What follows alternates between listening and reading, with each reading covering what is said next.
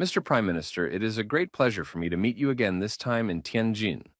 Welcome to China for the Shanghai Cooperation Organization Tianjin Summit. Last year, you and I had a successful meeting in Kazan, and the China-India relationship had resumed and started anew. The two sides have implicitly implemented the important consensus we have agreed, and the bilateral exchanges and cooperation have since made new progress. The world today is swept by once-in-a-century transformations. The international situation is both fluid and chaotic.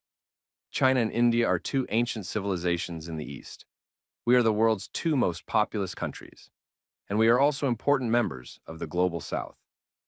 We both shoulder the historical responsibility of improving the well-being of our two peoples, promoting the solidarity and rejuvenation of developing countries, and promoting the progress of human society.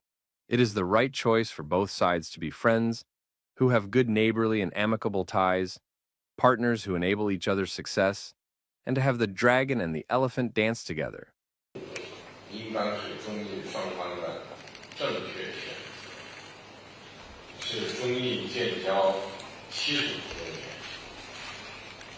This year marks the 75th anniversary of China-India diplomatic ties.